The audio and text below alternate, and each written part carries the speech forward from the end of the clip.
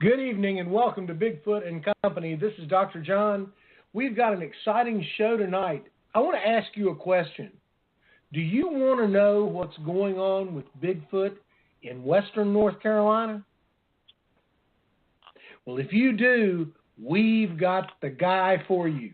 It is John Bruner. He is the head of Bigfoot 911, and we'd love to have you call in and talk to us, 602-753-1738. I've got my co-host, Matt Delph. Matt, how are you doing tonight? I'm doing wonderful. Living a dream. Well, that's how great. are you guys? We're glad to have you. John, good evening. How's everything in Marion, North Carolina? I just shared with you that I'm really from Glen Alpin, which is about 15 minutes away from you? Right, it's about 15 minutes away, and everything's good here. It's been, cold and rainy all day, but all is well. Well, that's good, John. I've got a story for you about my grandmother. She used to live right across from the Glen Alpin knitting mills. She had gone up to Marion to see some of her relatives, and she was speeding on the way back, and a young policeman stopped her. He said, "Ma'am, you're speeding." And she said, "Son, I've got a cake in the oven, and I've got to get back before it burns."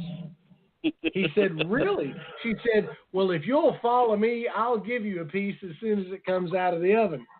He followed her. She got back to the house. He got a piece of cake, and there was no ticket to be found. And I know that's a story from way back. But that, you know what, John? That's kind of the way it might have been in Marion and Glen Alpin a long time back, right? Right. That's a while back, but I remember days like that, though. Yeah, it was good, and we're so happy to have you here because you are the executive director, at least, of the Western North Carolina Bigfoot Conference. Tell us a little bit about the last one and the date of the new one coming up this year. Tell us about that, because Matt and I are going to be there. Tell us. Well, the festival came up last year. We decided we were approached by the city of Marion and wanted to do a festival, and so we planned a good festival, and we were expecting about 10,000 people to show up. And the day of the festival, we actually had close to 40,000 people show up. And we had about 92 vendors, and it was held on Main Street in Marion. And it was just such a success. The town got involved. The mayor issued a proclamation declaring Bigfoot the animal of Marion for that day, and the businesses had Bigfoot painted on their windows, and they just accepted it so well. And when it was all over, they looked at me and said, "You will do this again, won't you?" So we started our planning process in December, and the festival will be held this year, September the 14th, here in the city of Marion on Main Street. We've opened up a lot more room for the festival this year, and we're actually going to do satellite parking and bus folks into the city where the traffic won't be so bad. But day before yesterday, we closed our vendors. We now have 150 vendors for this year's festival, and we're not going to be taking any more.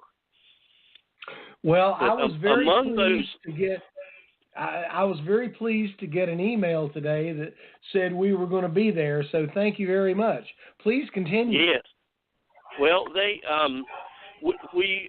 wanted to make it more Bigfoot educational this year, so the vendors that I have, one of the stipulations was that you had to have something Bigfoot or you had to sell something Bigfoot. So I went out and I got I'm bringing Cliff Brackman coming in.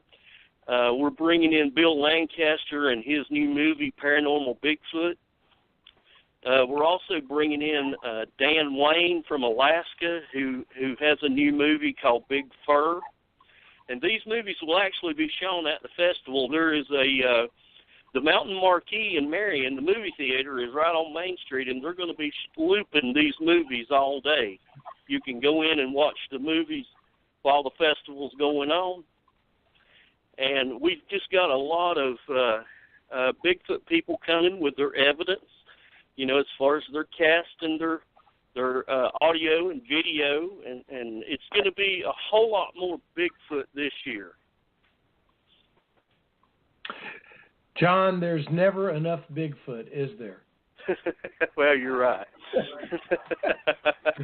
Buddy, there's never enough Bigfoot, and we're trying to do a similar thing down there in Clayton, Georgia, with the Georgia Bigfoot Conference on Friday night. We're going to have music. We're going to have a lady sing some Bigfoot songs, and we're going to let folks that have Bigfoot stories come tell them, and we're going to be videotaping them. Well, not videotaping them, but we're going to be filming them. I don't know what the word is, but, you know, we're going to be recording what they do, and we're going to put that out because I think it's important for folks that have Bigfoot stories to be heard and to be recorded because it's important. So, you know, we're going to do that. And by the way, speaking of the Georgia Bigfoot Conference, wanted to ask you, you think you could come down there the end of April, the last weekend on April 27th? Do you think you could join us? Absolutely. I have a program that I do called it's a Bigfoot program, and it's called Bigfoot at a Glance. And it's a really good program from my 40 years of research. Well, great. Well, then you are hereby invited and hereby accepted. So that's great. We're glad to have you down there at the Georgia Bigfoot Conference. It's going to be a lot. We're going to have a lot of fun. In fact, I was just interviewed this afternoon from the Clayton, Georgia Tribune, and they were so nice. They were so excited about it. So I'm going to be down there this Thursday and Friday in the area as the ambassador for Bigfoot. And I can't wait to tell them that you and Bigfoot are, you and your Bigfoot stories, not necessarily Bigfoot, but you and your Bigfoot stories are coming. So thanks for accepting tonight, and we're glad to have you. We'll get you on the website immediately. And now, what I'd like to do. Thank you for asking. Well, you're welcome. Now, my right-hand man, Matthew Delph, is with us. And, Matt, I want you to start the conversation with John because you always know what to say about Bigfoot. And, by the way, I'll go ahead and say this. We've got a couple of Bigfoot announcements coming up next week that I think the Bigfoot community is going to enjoy. So we're going to have just a little teaser there. But, Matt, start talking to John about Bigfoot because you guys are out there in the woods, and you're what I would call, I mean, people don't like this word, but you guys are experts on the exploration of Bigfoot. All right. Well, my biggest thing, I love hearing people's stories. I love it because what inspired me to get into it, it wasn't just from watching it on TV. It wasn't nothing like that. I was a skeptic and didn't believe it exists until I had my own encounter, and it left me in a state of shock of, you're scared, but you're trying to figure out what you're looking at. And that is what got my whole research started.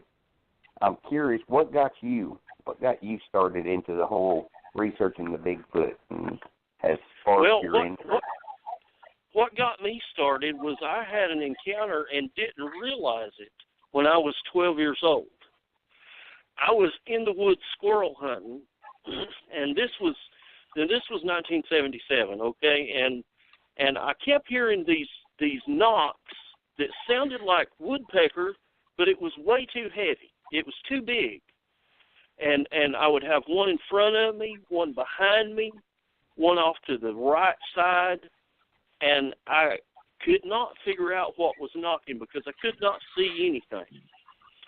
And it just puzzled me. So when I left the woods, I went to my grandmother's house and told her about what I had experienced. And the land I was on belonged to my folks, and it had been family land for years and years. And she asked me where I was at, and I told her that I was down close to the old pasture. And she told me that I didn't need to be in there by myself. And I said, why? And she said, well, you just can't. And of course, as a 12-year-old, I persisted, why? And she said, because the booger man is down there.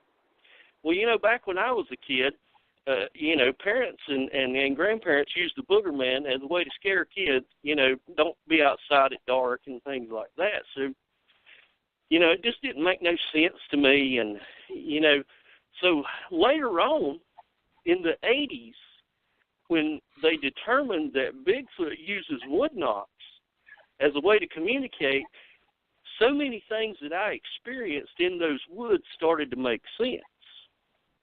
And I started researching, and I started doing my own research here in McDowell County. And I have documented numerous wood knocks, numerous howls, and we did have a sighting. The latest sighting was August the 5th of 2017 in the Lake James area of McDowell County. And I saw something crossing a Forest Service road, and this was about 11:45 at night, and I saw something crossing, and I flipped on my headlamp, and when I go in the woods, I use a 10,000 lumen headlamp because I want to see.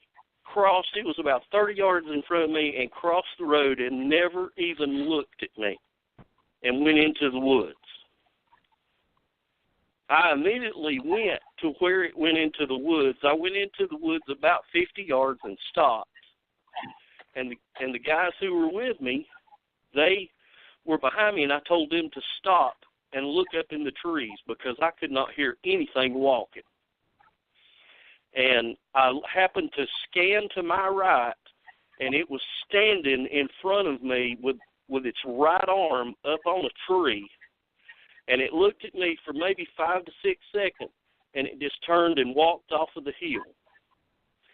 We tracked that thing all the way to the lake, and I'm convinced that thing got into the lake and swam.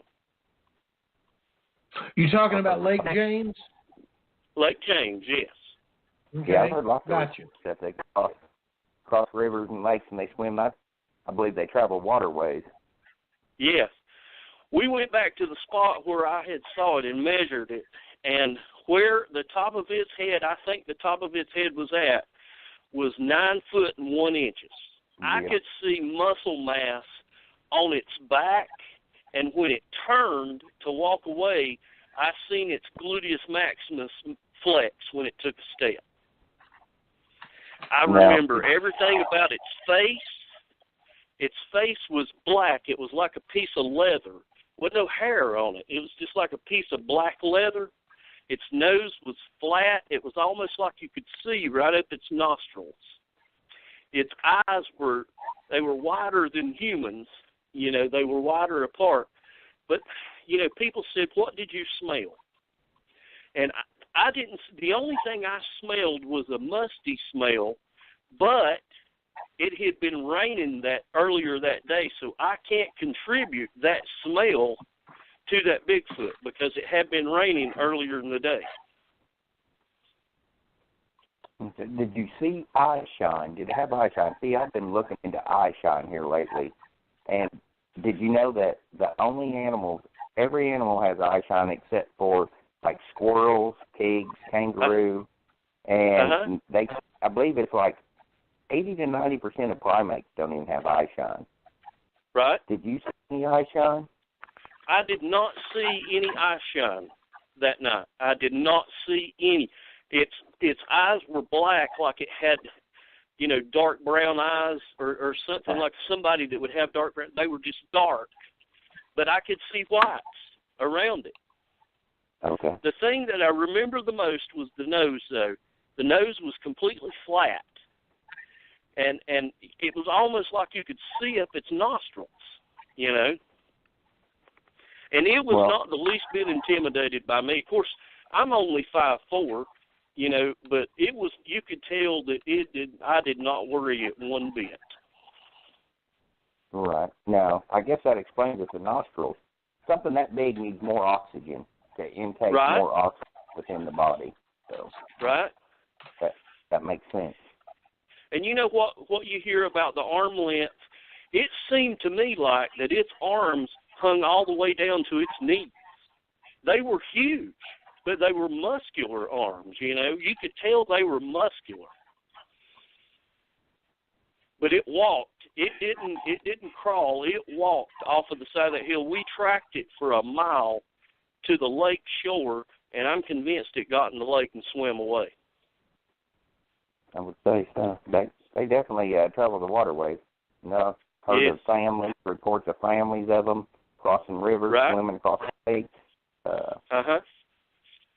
Now, is there a lot of vast cave systems in that area? There is when you get over on the Linville side of the lake, especially when you start into the gorge. Lots and lots of caves up in there, up in that part. But the part where we were at that night, we were on the Nebo side of Lake James, and we have found 3 or 4 caves, but nothing like there is over on the Linville side. Okay. So, is that the only visual sighting you've had of one? The only other one I had was at a distance, and it was in the Great Smoky Mountains National Park between Cherokee and Gatlinburg. That's one of my spots. I've been very interested in that. Actually, the park kind of deep for me, quite deep for me. About what area up there, because I was up by Clingman's Dome. I was wanting to do some investigating up around Clingman's Dome because. Well, matter of fact, we were pulled off at we were at Clingman's Dome, and we were going back to the car, and I wish I could. Well, we looked, and I saw something dark, you know, and I really didn't think that much about it. And when I got in the car, it stood up and walked off farther into the woods. Now, is I that thought when it you was was a bear. at the very top of Clingman's Dome up there? No, at the parking area. At the parking area down. Then you walked up to the actual overlook tower. Yeah. Started walking back up that way. Yeah. Okay, so you were down there in the parking lot, but you didn't turn off 441 to go up to it. You was up at the very top up there. Yeah. Now, that area, I was told that Cherokee, they call it 8th Man Caverns on that back side. Really? And, yes, and I had talked to my daughter. We were talking to a park ranger, and I was trying to get some sort of a map or something. I was like, where's the caves at or something? And he's like, there are no caves. And I'm like, well, I'm pretty sure I've been told there's some caves back in there. He's like, nope, there ain't no caves. I said, well, you got a map? I said, you got a map of trails up there? I said, I want to go on this one side. That's where they told me to go. And he goes, nope, it's dangerous around there. Stay away from there. Just walked away. And my daughter, she goes, well, that wasn't obvious, you know. But, yeah, that's one area that got me really interested. Are you familiar with Smokemont between Cherokee and Gatlinburg there? The campground Smokemont? Campground Smoke? I know where you're talking about. I haven't been in that area, though. Well, my grandfather had an encounter in the 40s. They were camping at Smokemont, or in the 50s, and they were camping, and he had an encounter in there with one. So, the Smokies are definitely loaded. Yeah. Loaded down.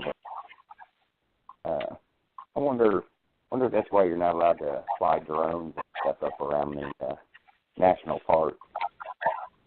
Yeah, I know. I've wondered that too. What is your what's your take on it? Do you believe me? I use scientific approach. I use the it's blood because I've seen hair. I've seen I've seen the actual animal. I go with that theory, but I've heard of different stuff, you know, the mind speak, the portals. What's your personal opinion on that? Well, my personal opinion is, and this is, you know, I developed this from when I actually seen one, you know, up close enough to get details. I believe it has blood flowing through it. It was definitely breathing. I could see it breathing. And I believe that they're real animals. I really do.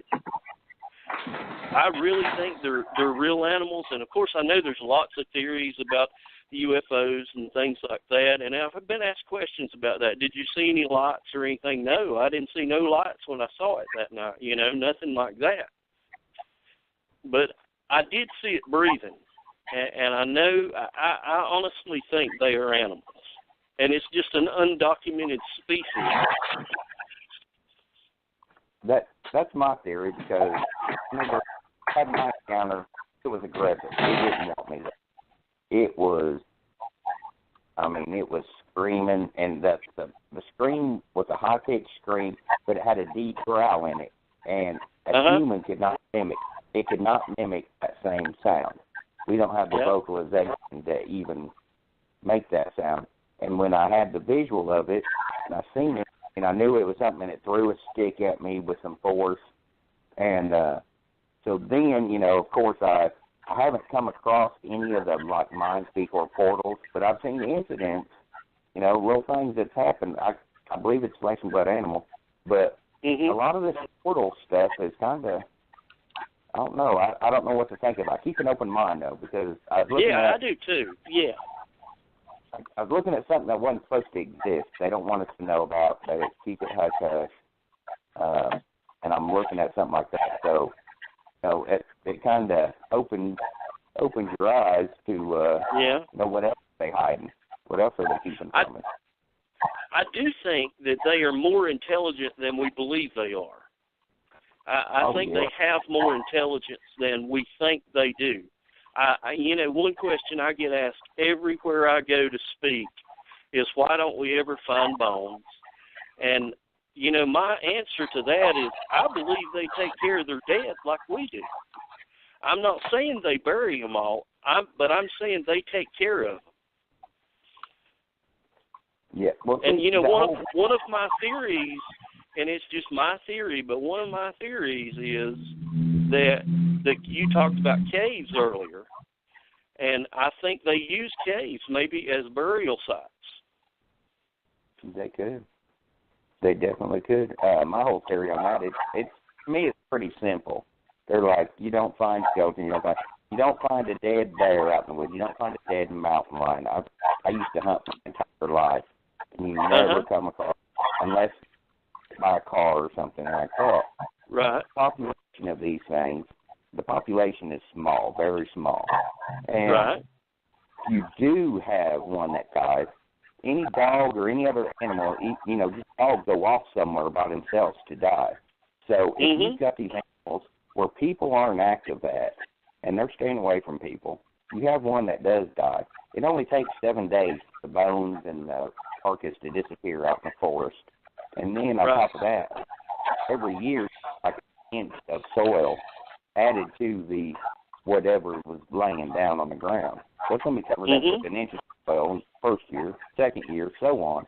So, I mean, the population, and then if you do find a skeleton or a body, usually people call the wildlife forestry or something like that, and they cover it up. It won't come out. They take it. I don't think they'll ever show. If you ever get anything like that, somebody's going to cover it up. It's immediately covered up. Oh, yeah. Oh, yeah. Because we know that there's been bodies found. We know that there's been all the cover-up. You can take them, and you can take a big patch of hair, and they're going to take it in there, and they're going to come back and say it was something else. They're not going to tell you the truth. They keep it covered up. Have you had anybody try and detour you from government or law officials or anybody trying? No. The only dealings that I've had was one night we were doing an investigation, or we were doing a expedition, and somebody where we parked our cars, they started messing with our cars, and somebody came along and saw it and called the law, and of course we came out of the woods, but they just kind of laughed about it, and then we did get checked by wildlife one night, and he said, "What are y'all doing?" And I said, "Well, we're doing Bigfoot research." He said, "You're doing what?" And I said, "Bigfoot research." And he said, "For real?" I said, "Yeah, for real."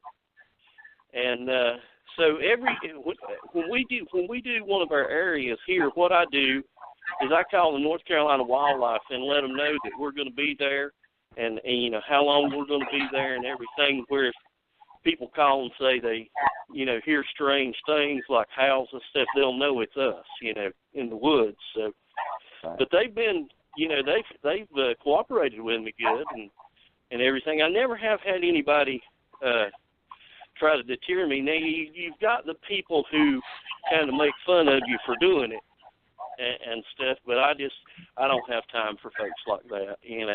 I do what I want to do. That's like me. I've had my encounter. It's personal for me. I'm not trying to prove it to the world. I'm not trying to prove it to anyone. It's very personal for me, my whole research. And I love doing these shows, conferences and stuff, because you get to see people and they get a relief. They get a relief. They can let, I've seen, people, these pharmacists and stuff like that, and they'll share their story with me. And you can see it's like a relief that they're not getting rid of it. And the general public, and it's where I think the government likes to help keep it quiet. They like to make a mockery of it. And they'll throw witness reports out there, but they'll find the people that are,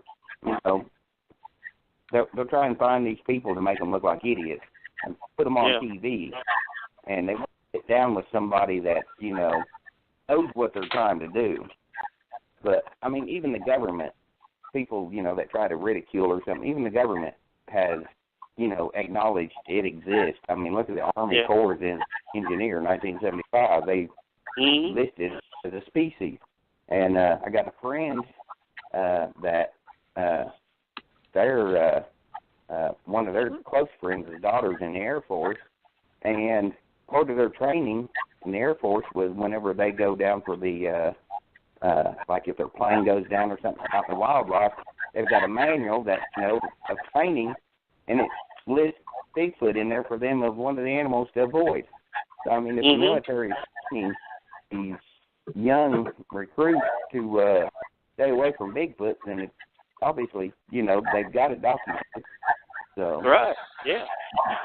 Well, last year at the festival, you were there. People come up and told their stories. And when they were done, they told me, thank you for giving me, the courage to tell that story. I hadn't told it in 20 years or something. And so that was important to me, to give people an avenue to get it off of their chest,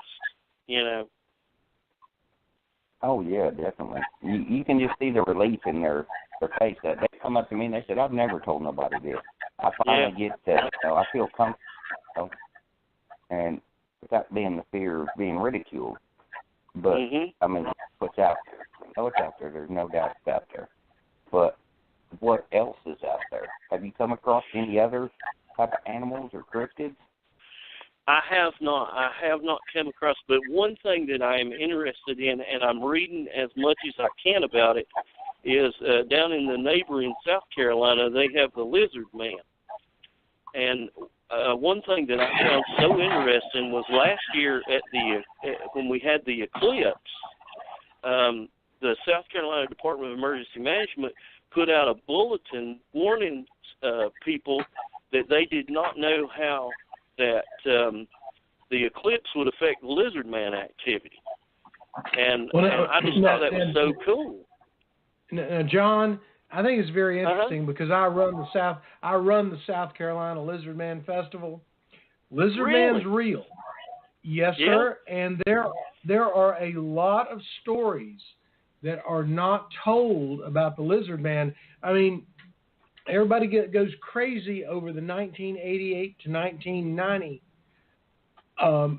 period where the lizard man was seen so much. But I'll tell you what, lizard man has got a huge history, and it's a little bit sparse, but I've got it put together in my book, Lizard Man Festival Stories and Coloring book. Mm-hmm. And the thing about the lizard man, if you want to talk about Bigfoot, lizard man's very real. I mean, people are still experiencing lizard man to this day. I have a story that dates from about 5 months back that there's some damage to property, and they attribute it to the lizard man.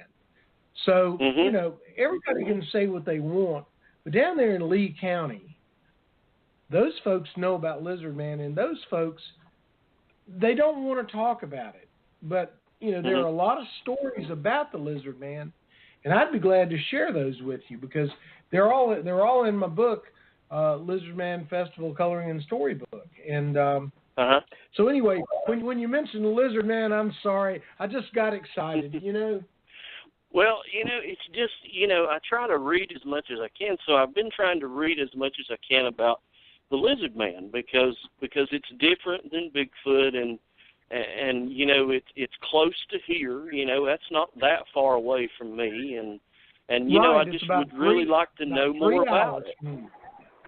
Yeah. It's about 3 hours from you, and you know what, you and I can get together and talk about that. I'm going to be up there in the area in the next month or so, and we can talk about that. I'd love to chat about it with you, and I'll bring you a copy of my book.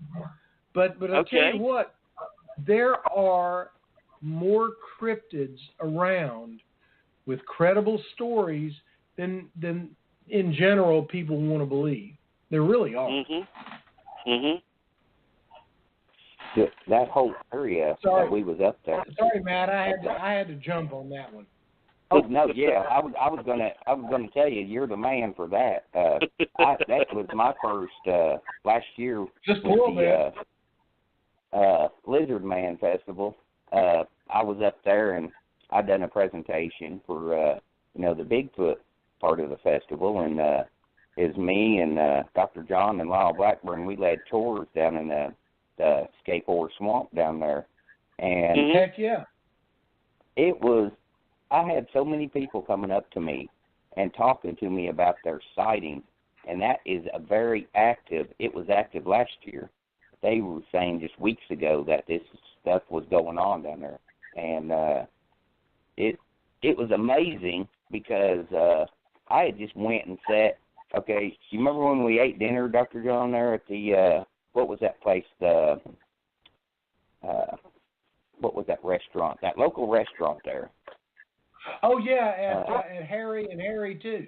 Yeah, there you go. And before I left there, I was in there and somebody had seen my shirt and they're like, "Are you here for that?" And I'm like, "Yeah, I'm speaking at it." And then all these locals started coming up to me and telling me their stories, and they said it was just like 6 weeks ago. We crossed that bridge and there was something walking across. I mean, they were giving it. It was amazing. I didn't imagine that much activity, but it was crazy down there. They're seeing from Bigfoot to the lizard man they've got. And some of them said it was like a half and half. Some of them said it was like a reptilian that had scales, but it looked like it had some hair too. Or it could have been moss or something hanging. It was crazy. And I could tell from having seen something myself, the trauma it gives you, I could see it in their face. They're telling me this thing. And there's without a doubt, I know 100%, they seen something. You could tell. I mean, it changed their life. You could tell. And yeah, absolutely. And by the way, we have one of our buddies joining us. We have Jackson Samael, the host of Paranormal Down Under, who's a Bigfoot researcher down in Australia. Jackson, how are you doing tonight? I'm doing well, thank you there, Dr. John. G'day, Matt. How are you, mate? And it's an absolute pleasure to meet you too, John. First off, I'd like to say thank you for your time spent as a paramedic, because I'm sure you saved many lives in the years that you served. So I'd like to say from the bottom of my heart, thank you for saving people. It takes a really dedicated person to do that sort of thing. Yeah, it's good to be with you too. Matter of fact, my wife bought me a book for Christmas, and it's on the Australian Bigfoot activity, and I hadn't got to it yet, but it's my next book on the list to read. Oh, well, that's really good to hear, because there's so many different similarities. Well, as I've said on previous shows, and that we've got probably 3 different types down here, and hearing the way that you've spoken about them and that, that's like there's so many different similarities. Just first up, the way you were describing the lizard man and wanting to learn about the lizard man, like I've spoke with Dr. John and Matt about our bunyip down here, and the way Matt described it as having moss and stuff hanging off it and scales and fur like that sounds so much like our bunyip. When you referred to the lizard man appearing with the eclipse, would that be a lunar eclipse or would that be a solar eclipse? That was a solar eclipse that we had back last year. Yep. Okay, because I'm thinking like as we have harvest moons and everything and tides and that, maybe the different eclipses can affect the tides, and as we know, like between salt water and fresh water, when the levels rise between each, there's more sort of, there's more occurrences of seeing the lizard man. So I'm wondering if maybe the saline level in the salt and fresh water may have something to do with the occurrence during the eclipse. Well, that's a possibility. One thing that we've been doing in my group is we've been documenting better on the different moon phases when we get more activity and things, because I was curious after seeing that, does the moon phases affect Bigfoot? So I've started some research on that, and we're not very far into it, but just documenting the different amounts of activity we get and what the moon cycle was, and I think that's important, That makes a lot of sense. We get a very, very similar thing down here. Because I'm in Australia, yeah. But, even being thousands of miles apart, different hemispheres, different, seasons, we get very, very similar occurrences down here. That's why I was interested. Yeah, that is one of my projects that I started this year. Because I can't find any documentation where anybody has done it. I'm not saying that nobody has done it, but they've not documented it. And I'm really anxious to get about a year's worth of data to see if it does make a difference. Yep. Well, if there's anything that I can do down here in Australia to help with your, with your research and that, I'd be happy to do anything I could.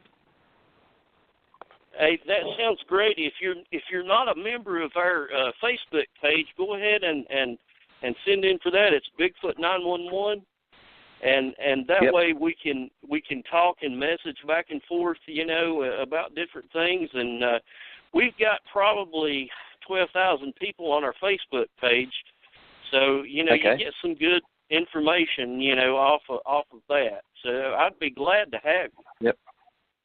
Yep. Yeah. I've been chatting with Matt and Dr. John. I'm looking to get over there to your lovely country and being able to catch up for a conference or two and share my experiences from here in Australia. One thing I was wondering, look, you've been researching and doing this sort of thing for around 40 years, yeah? Right. Could you maybe tell us what's the most interesting experience that you've had that sticks in your mind to this day? Well, probably the most interesting thing was the actual sighting. That was like I had been, the sighting that I had that was from a distance could be questioned. But the sighting that I had in 2017, I was close enough that I could see details, and that was probably, the best thing for me, because all the time that I've spent with this and everything, it's like it all got paid off that night. Yep, it just You know, proved it it was to you all 100% worth it. that you knew. Yeah. You Yeah, knew it that was you were right. Yep. right. Mhm. Yep. But it was, you know, like that night I came out of the woods and I just said to myself, it was worth every minute of it just to have what Yep. I just had. That's it. Once you have that first experience, it's just, yep. And then you just want to have that next one, and the next one, and the next one, and that's what keeps you going. And, you know, I tell people a lot, you know, there is more times that I go in the woods and never hear nothing or get nothing than when I do. You know, it's not that I don't get something every time I go in. You know, there's a lot of times that I sit for hours and hours and never hear nothing. And like I was saying earlier about their intelligence level, I think that they do have a bigger intelligence level than what people give them credit for. And you know, people say, well, why can't we get no pictures on trail cams and things? And I think that I'm not saying that they know that the trail cams are there, but if I'm thinking that they have, you know, sensors that watch during the day, and they see people go in and put these trail cams up, and I don't think they know they're cameras, but I think they know they need to stay away from them. Mhm. Yep, that makes a lot of sense. Well, when they've had to co-inside and cohabitat in land with, you know, with Homo sapiens and that for 60,000 years, they'd have to become the ultimate stealth, like the Green Berets of the bush, really. Yeah. Yeah, they, you know, they are probably, you know, there's all kinds of signs and everything. They are truly the hide and seek champions. They know how to do it. And, you know, I wonder sometimes, and this is what I tell deer hunters too, because I have all kinds of deer hunters saying, well, I've hunted for 30 years and never saw nothing. And I always say, was you looking for them? You know, did you walk by one and didn't even know you walked by one? You know, and you know, I wonder how many times I've walked by them and never saw them. Yep. You know what? Probably more than you thought. Now you know that. Yeah, absolutely. I mean, how many times have I just been casually walking and walked by one and didn't even know it? That's a good point you said about the hunters. They always say that. Like the ones that say something like that to me, I'll look at them. I'll go, how many times have you had something happen?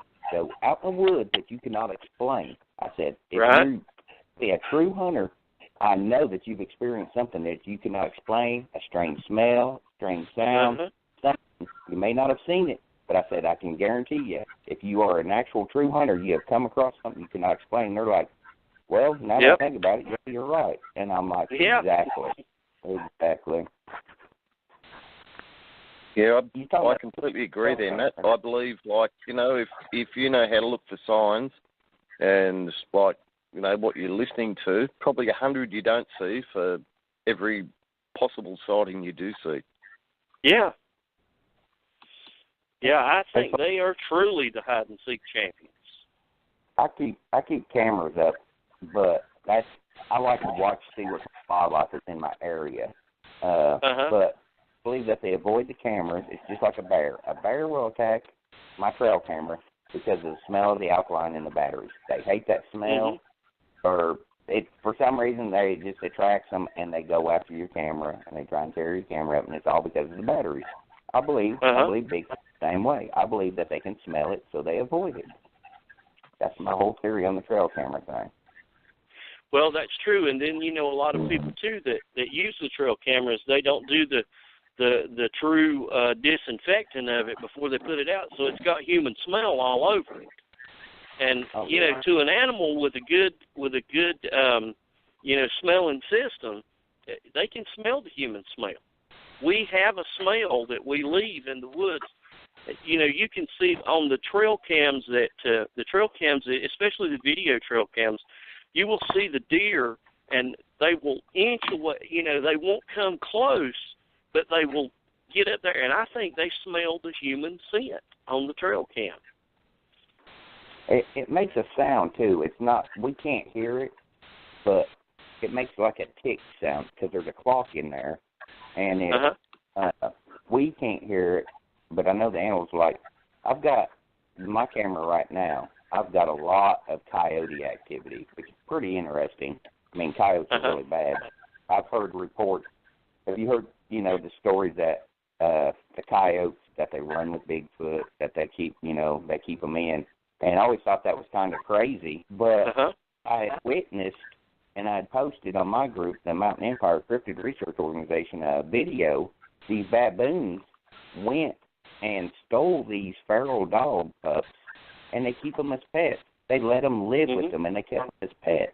So it kind of makes me think, if baboons are doing this, Bigfoot could be doing this. They could be getting into these coyote dens and raising up these coyotes too as, pets. And before, my whole mindset was like, no, that just sounds absurd. But then after witness baboons do it, it makes you wonder, That's why I love research, learning and learning and learning. Yeah, I totally agree with you because there's been many a times that we've heard howls. Coyotes would be howling, but there would be something with them howling that was totally different. And I do believe that. I do believe that they run together. I believe it's just like pets, and I never always threw it out before until I seen those baboons get those. Yep. That's why I have an open mind anymore to anything, and I try and research as much as I can. Yeah. But these this pack of I keep getting. I'll post pictures of them all the time, but they're all over my camera. Setting my camera off every time I get my card out of my camera. It's loaded with nothing but coyotes on it. Yeah. Yeah, we have lots of problems with them around here. That area, though, that I've got my camera set up, there was a cow that died, and it was a full-size cow. And my dad wanted me to help him move it the next day. And he owns this huge farm. And so I'm like, okay, I'll go up there and help you move it. He said, we'll have to hook the tractor to it because it, to pull it out of the field. But when we went down to where it had died that evening, something had drug it clear across this huge, the field that they graze in is like 40 acres. And it had drug it clear across this, up on this hill. So something big has drugged this full-size cow, 1,000-pound cow, up across this field. And I didn't, at the time, I didn't think, I was like, what in the world? My dad's like, it had to have been a bear or something. And it got caught on the edge of the fence. And then I got to think about that. That was like years ago. And I was like, well, I'll put up a camera up there now that I got thinking about it, because other than that, that's about the only weird stuff that's kind of happened up there. But I got my camera up there now, and there's like tons of coyotes all over the place up there now. But, something drugged Well, that. you reminded me there of one thing my grandmother told me. She lived to be 100, and right before she passed, we did talk more about that, and I got a little bit more information, and she told me that it was what was down there was a wild man. That's what she called it. And she said that my grandfather witnessed the wild man pick up a half-grown pig and put it under his arm and carry it off. I've heard lots of That's accounts. crazy.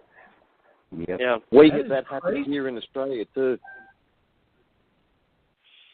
And so, and of course that would have been in the 40s, when that happened. And they called it the Booger Man, and then she told me it was the Wild Man is what it was. And she said, your papa thought that he ran it out of there, but he apparently didn't. And, so when she tells me this, all of a sudden everything that I experienced in those woods when I was growing up made sense to me. There was Bigfoot in there. And they, they weren't interested in harming me or nothing like that. And they were trying to tell me they were there, but I didn't know that that's what they were doing. I thought it was a huge woodpeckers that was making the knocking noise, you know, because I knew nobody else was in the woods there, you know, and you know, if you can imagine a 12-year-old kid just walking around looking up in the trees for giant birds when I should have been looking on the ground, you know. Right. Yep. Now, on the wood knocks, do you believe? I believe it's something they make with their mouth.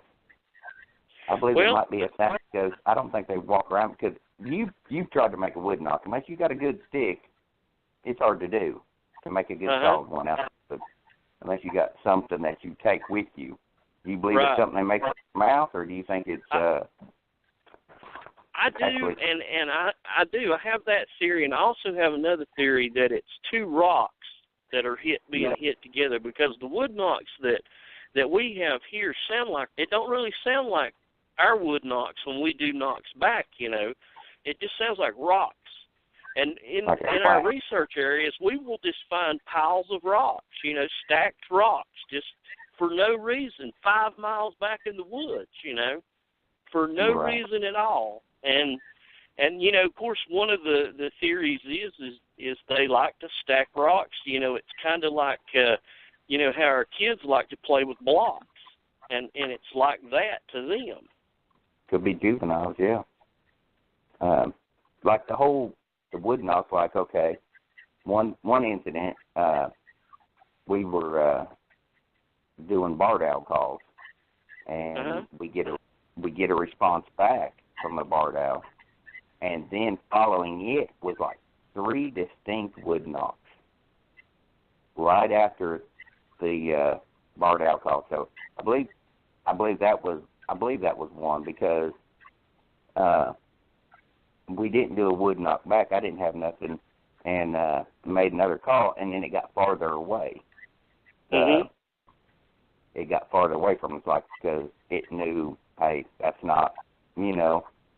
Have you heard them mimic any sounds or anything? Yeah. Well, I tell you what I did. I tell you what I have documented, and I've documented about 6 times, is whistling. I have documented whistling in the woods. And when you whistle back, you'll never hear it again.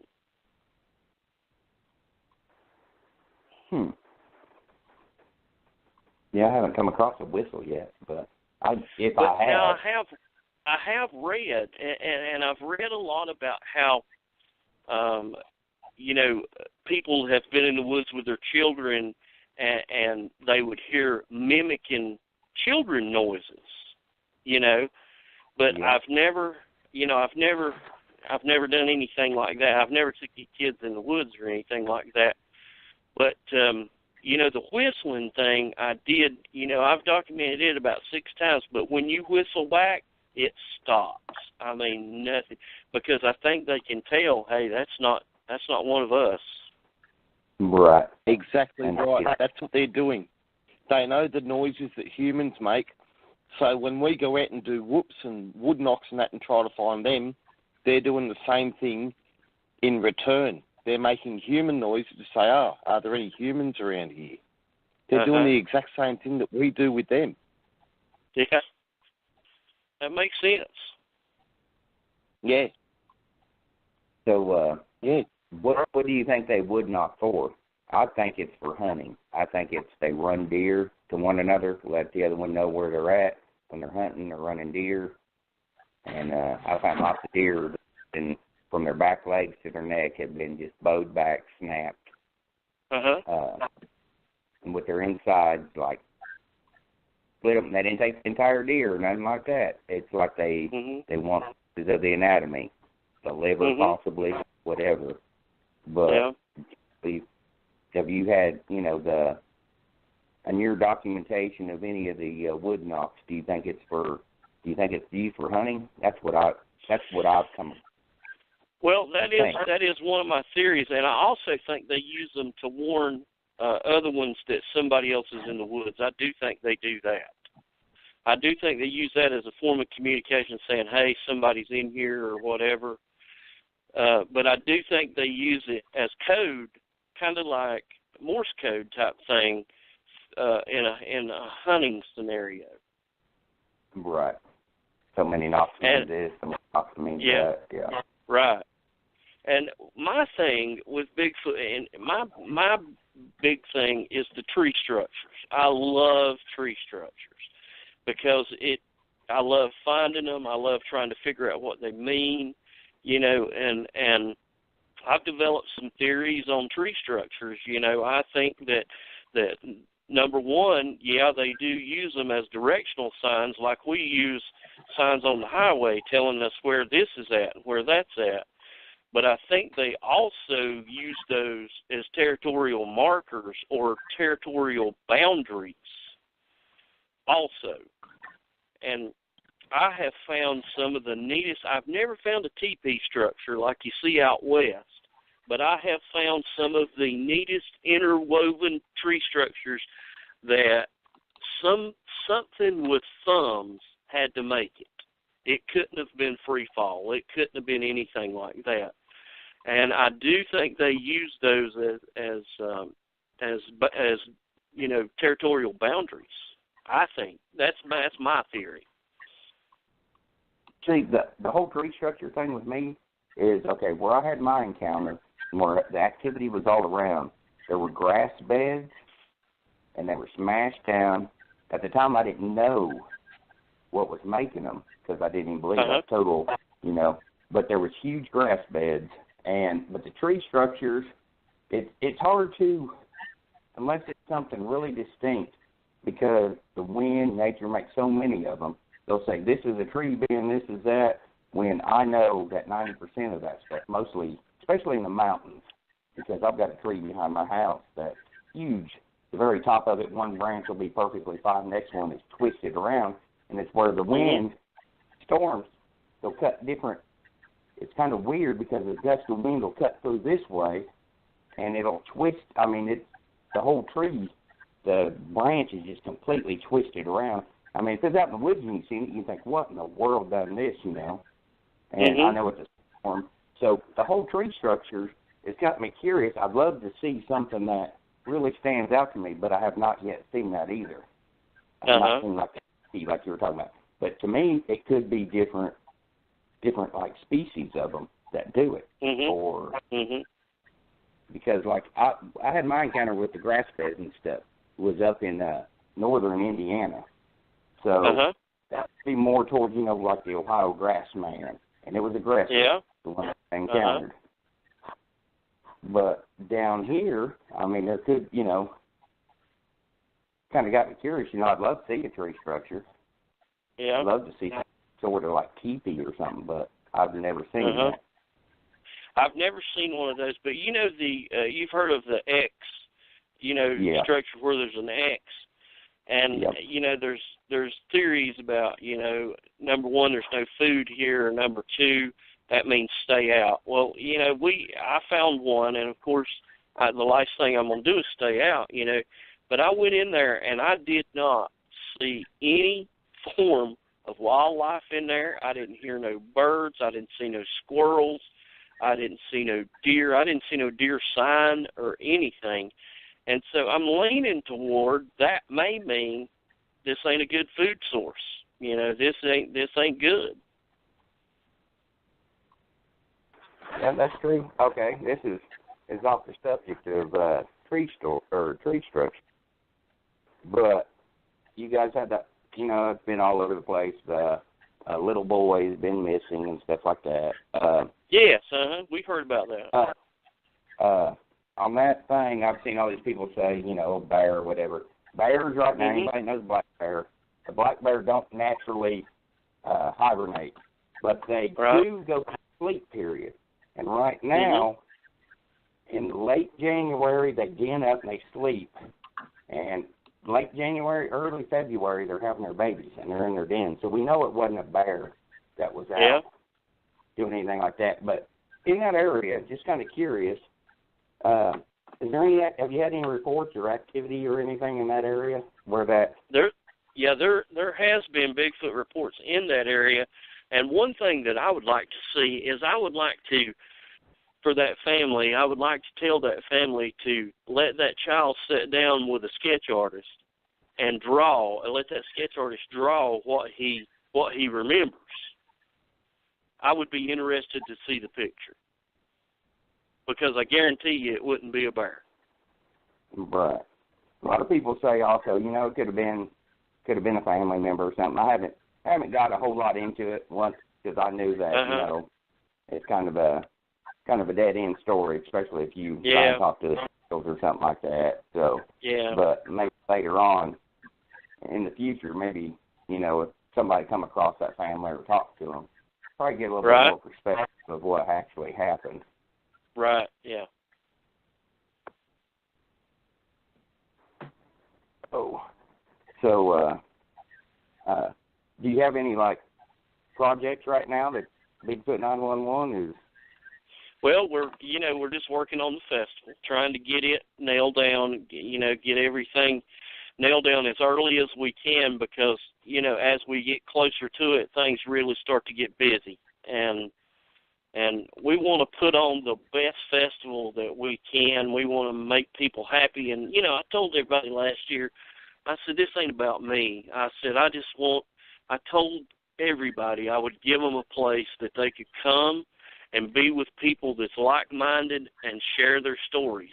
And that's basically all I want. I want to give people, because for years I couldn't talk about Bigfoot because everybody made fun of me. And, times are changing now, and I want to show people that there is people in this world that's ready to listen to them. That's a good point. Like I was talking earlier. Well, we're going to have a lot of folks down in Clayton, Georgia, that are going to be coming in and telling their stories. In fact, we've got kind of an open mic on Friday night for folks to tell their stories. And, John, it's very important that if you've got a story, you want to be heard. And once you're heard, it makes you feel better, doesn't it? It does, yeah. It does. I don't know if you heard me, but many people last year, after they told their story, they shook my hand and said, thank you for listening. And, that's it. People for years have not been able to talk about this stuff because of the society and everything. And I just want them to know, hey, there's a bunch of people that wants to hear your story. Absolutely. May I ask you one more question, John, if that's okay? Yeah, absolutely, Jackson. I absolutely love the work you've done with your Bigfoot page and everything, and I'm a knower down here in Australia. I'm wondering on maybe possibly what your take is on what Bigfoot could be. We know that the Neanderthal and Gigantopithecus go back around 60,000 years. We know that that the Homo sapien interbred with the Neanderthal. I've spoken about this with Dr. John and Matt. I'm thinking maybe the Neanderthal bred with the Gigantopithecus. What is your take? Because I know and respect how much time and research you've put into this subject, and I'd really love to get your personal view on what you think Bigfoot may really be. What subspecies or species and so forth. Well, my feeling is that Bigfoot is a descendant of Gigantopithecus. I believe that they came across the Bering Straits when it was frozen, and migrated into Canada and then down into the United States, and just derived over the years. I think my thing is I think Bigfoot is probably the last great undiscovered ape. Is what I'm thinking it is. Mm-hmm. Got a very similar understanding down here. From the research I've done down here, we probably have about 3 different subspecies. One is very similar to the orang pendek that's up in Indonesia. Back when you go back to when it was all one landmass, it's quite easily they could have gone across the top end, across the Bering Strait, down to America. The Neanderthals come down to Asia, which is where we know they came to. anything could have happened from there before the land masses separated. We've got 3 different types here. One looks like the orang pendek, which is in Indonesia. One's sort of mid-size, and one's about 9-10 foot tall. And they all vary in different, personalities and the way they act. Some are angry, some are quite violent, and other ones just don't want to come anywhere near people. And but I just find it very interesting. Because I think Gigantopithecus as well, but I still believe there are some other subspecies that have survived over the millennia that are as good as hiding. And it's just great to hear your view on it, mate. It's really good. Yeah. Well, I tell you, I appreciate you being here and asking us. I was telling you earlier about the book that my wife bought me, and the name of the book is The Yowie in Search of Australia's Bigfoot by Tom Healy and Paul Cropper. Yep. I know of them. Yeah, I've read a lot of their stuff. She bought me for Christmas that I haven't got to yet, but I intend to get to it because in addition to reading about stuff here in the States, I want to read about stuff in other countries. I want to see what the similarities are and what the differences That's are. The whole thing. Yeah.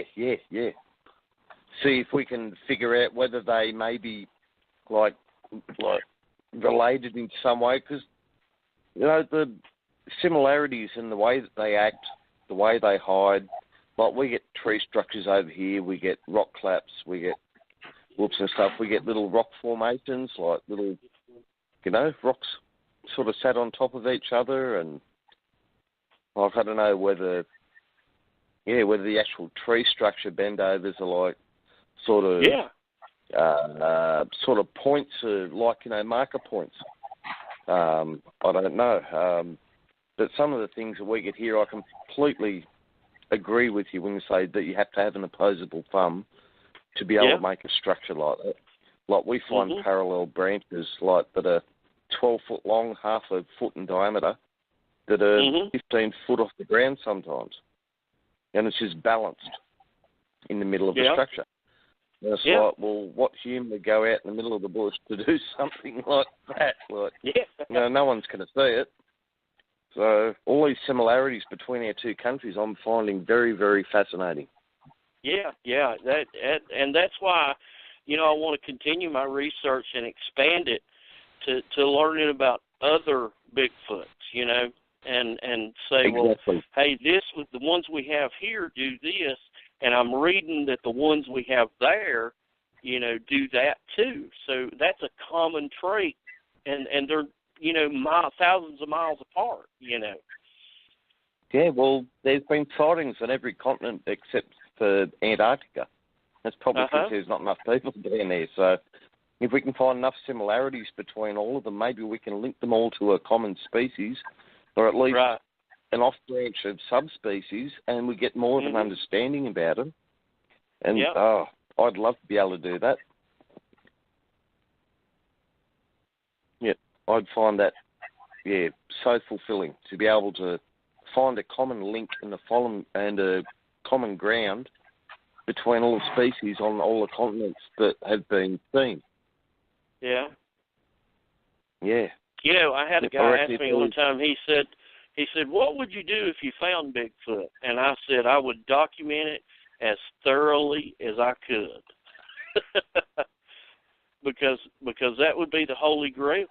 I mean, I have no interest in killing one. I don't think science needs a body.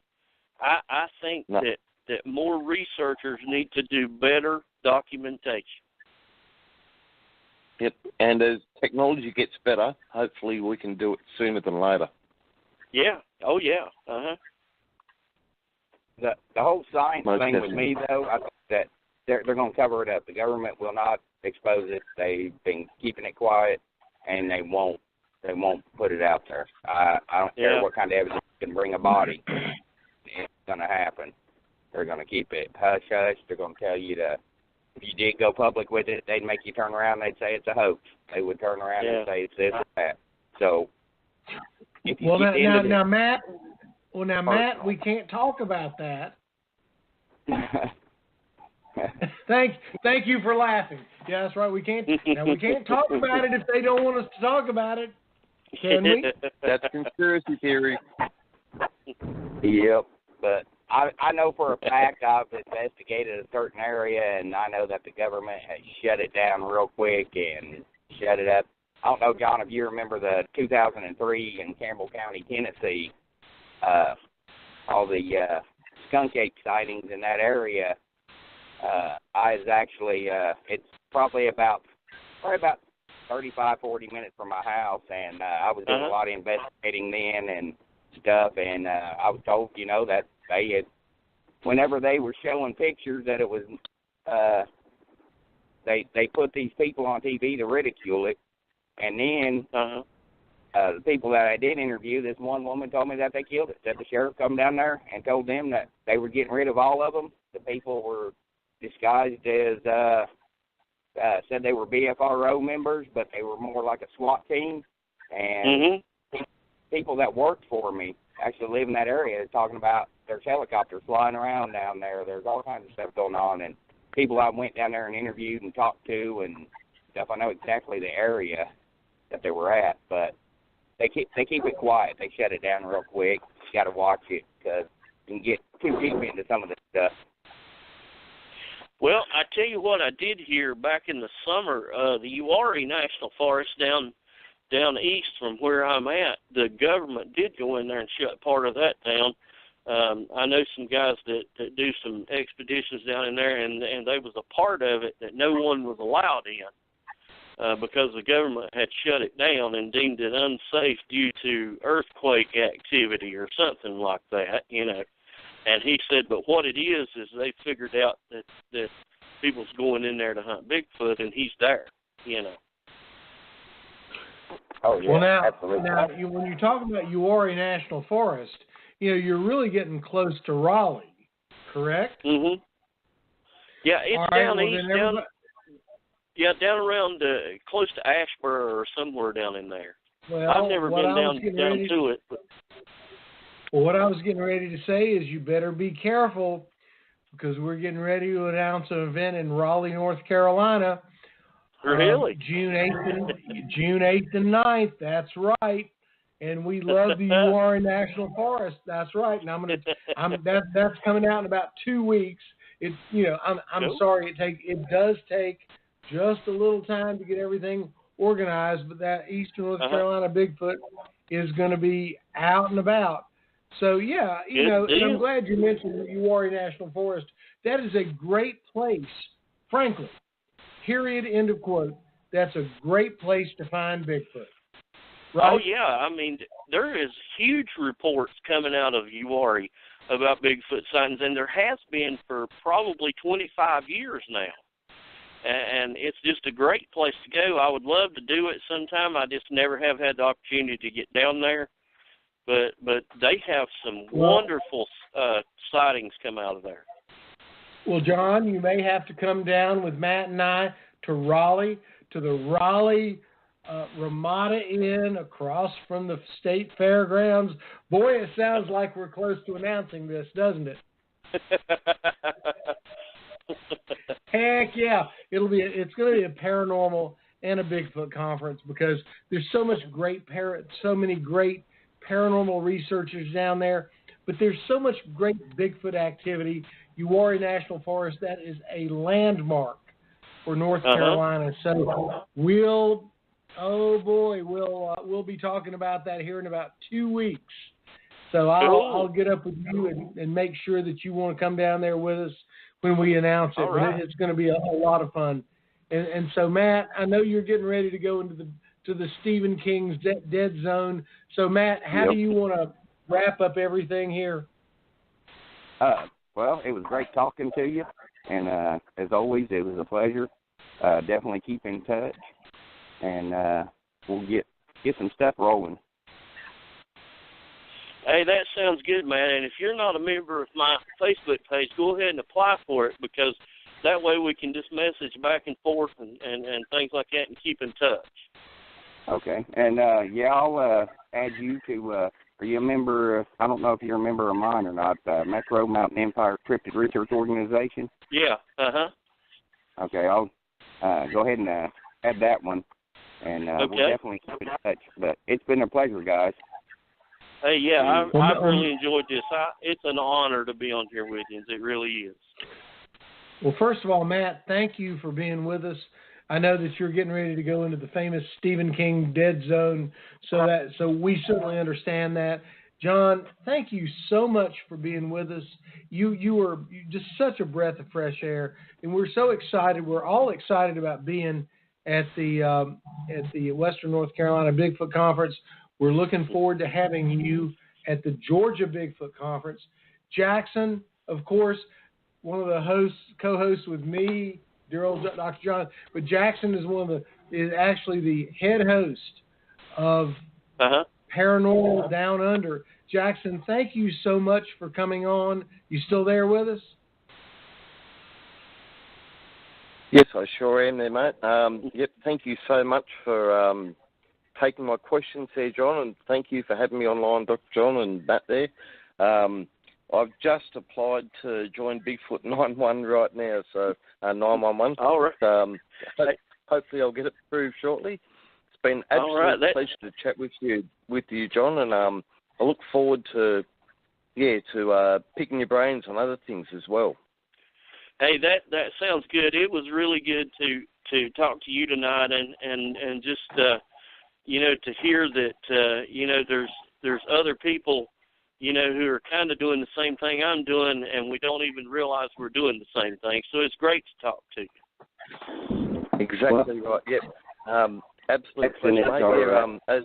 As Dr. John said, we've got a page, Paranormal Down Under, so if you'd like to that as well, and not a problem at all. It's absolute pleasure to meet you. All right. Thank you, sir. Yep, thank you, and sir. I will say on behalf of Bigfoot and Company, John, thank you so much for being with us.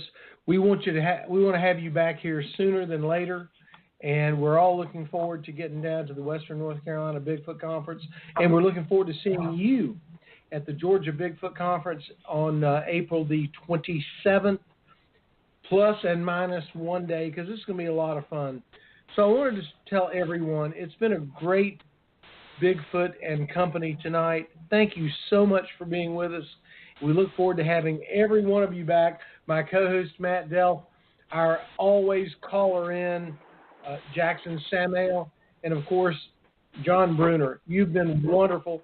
Thank you so much for being with us. And I'm going to say au revoir. I'm going to be French because we're going to be doing some talking with our buddy Mark Johnston from Canada. So we're going to talk about more Bigfoot here next week, and actually next week we have another guest, but we'll have Canadian Bigfoot talking in about 2 weeks. So thanks to everybody for joining us. We appreciate it, and we will see you next week on Bigfoot and Company. Thank you, Dr. John. Bye. Yep, absolute pleasure. Thank you very much.